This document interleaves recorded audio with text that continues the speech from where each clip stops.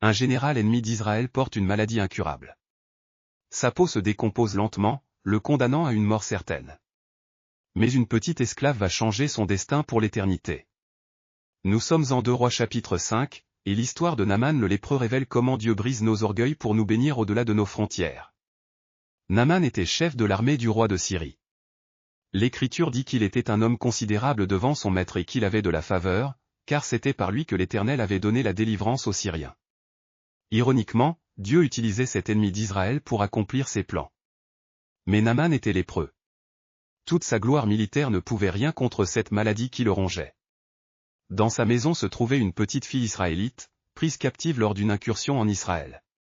Cet enfant, dont nous ne connaissons même pas le nom, va prononcer les paroles qui changeront tout. Oh! Si mon Seigneur était auprès du prophète qui est à Samarie, le prophète le guérirait de sa lèpre. Une esclave anonyme devient l'instrument de Dieu pour toucher le cœur d'un général ennemi. Regardons les détails que nous manquons souvent dans cette histoire. Premièrement, cette petite servante israélite. Elle a été arrachée à sa famille, emmenée captive dans un pays ennemi, et pourtant elle souhaite la guérison de son maître oppresseur. Quel cœur remarquable! Elle aurait pu se réjouir de voir son ravisseur souffrir, mais au lieu de cela, elle témoigne de la bonté de Dieu. Deuxièmement, observez la richesse que Naaman apporte, 10 talents d'argent, 6000 cycles d'or, et 10 vêtements de rechange. Un talent d'argent représentait environ 34 kg. Naaman transporte donc plus de 340 kg d'argent et plus de 68 kg d'or. Cette fortune immense révèle sa mentalité, il pense pouvoir acheter sa guérison. Troisièmement, le roi d'Israël déchire ses vêtements en disant « Suis-je un Dieu, pour faire mourir et pour faire vivre ?» Il révèle sa faiblesse spirituelle. Il ne pense même pas à consulter Élisée, le prophète de Dieu dans son propre royaume. Comme nous oublions souvent les ressources spirituelles que Dieu a placées près de nous. Quand Naaman arrive chez Élisée avec tout son cortège, ses chevaux et ses chars, le prophète ne sort même pas pour le recevoir. Au lieu de cela, il envoie un messager dire « Va, et lave-toi cette fois dans le Jourdain, ta chair redeviendra saine, et tu seras pur. » Naaman explose de colère. Il s'attendait à un spectacle grandiose.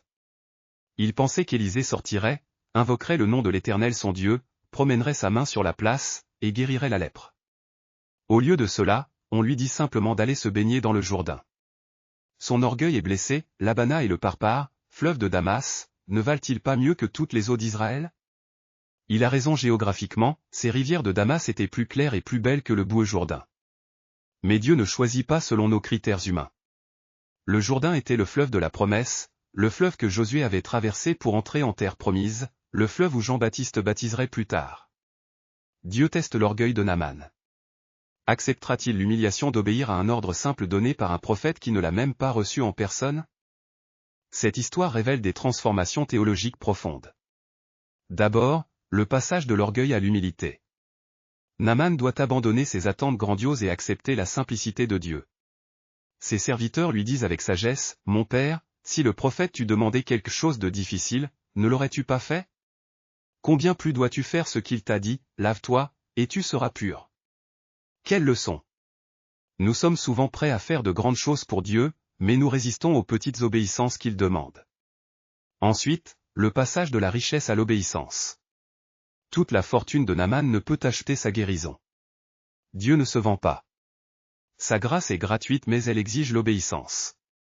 Enfin, le passage des frontières nationales à la souveraineté universelle de Dieu. Naaman découvre que le Dieu d'Israël n'est pas limité par les frontières humaines.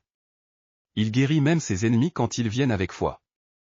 Après sa guérison, Naaman déclare, « Voici, je reconnais qu'il n'y a point de Dieu sur toute la terre, si ce n'est en Israël. » Il comprend que ce Dieu transcende toutes les nations. Près du Jourdain, les animaux observent cette scène extraordinaire avec étonnement. Regardez comme l'orgueil aveugle les humains. Ce général puissant refuse d'abord la guérison gratuite à cause de son amour-propre.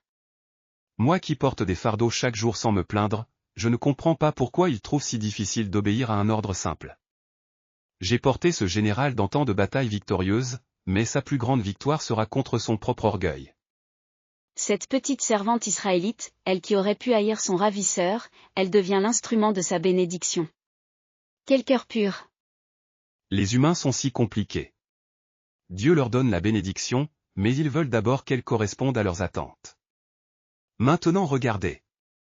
Cette fois dans le Jourdain, et sa chair devient comme celle d'un enfant. La création entière témoigne de cette merveille. L'histoire de Naaman nous interpelle aujourd'hui de plusieurs manières. D'abord, sur l'orgueil qui peut nous empêcher de recevoir les bénédictions de Dieu. Combien de fois résistons-nous aux voies simples de Dieu parce qu'elles heurtent notre fierté? Dieu demande souvent l'obéissance dans les petites choses avant de nous confier les grandes. Ensuite, sur la puissance du témoignage humble. Cette petite servante anonyme change le cours de l'histoire par quelques mots de foi. Elle nous rappelle que Dieu utilise souvent les plus petits pour accomplir de grandes choses. Vous qui vous sentez insignifiant, rappelez-vous que votre témoignage peut transformer des vies. Puis, sur la gratuité de la grâce. Élisée refuse tout paiement de Naaman. Mais Géasi, son serviteur, court derrière pour réclamer une récompense, et il contracte la lèpre de Naaman. La grâce de Dieu ne se vend pas, ne se monnaie pas. Elle se reçoit dans l'humilité et la reconnaissance. Enfin, sur l'universalité de l'amour de Dieu. Jésus mentionne Naaman dans Luc 4h27 pour rappeler que Dieu désire bénir au-delà des frontières humaines. Son amour transcende nos divisions nationales, ethniques ou sociales. Prions ensemble. Père Céleste, comme Naaman, nous reconnaissons que tu es le seul vrai Dieu. Pardonne-nous quand notre orgueil nous empêche de recevoir tes bénédictions. Aide-nous à obéir dans les petites choses que tu demandes. Comme cette petite servante, utilise-nous pour témoigner de ta bonté, même envers ceux qui nous ont fait du mal. Que notre cœur soit rempli de compassion plutôt que d'amertume. Merci pour ta grâce gratuite qui dépasse toutes nos frontières humaines. Au nom de Jésus, qui a plongé dans les eaux du Jourdain pour nous identifier à lui. Amen. Dans notre prochain épisode, nous découvrirons comment Dieu utilise même les erreurs humaines pour accomplir sa volonté parfaite. Que la paix de Dieu, qui surpasse toute intelligence, garde vos cœurs et vos pensées en Jésus-Christ notre Seigneur. Abonnez-vous pour plus de contenu d'études bibliques.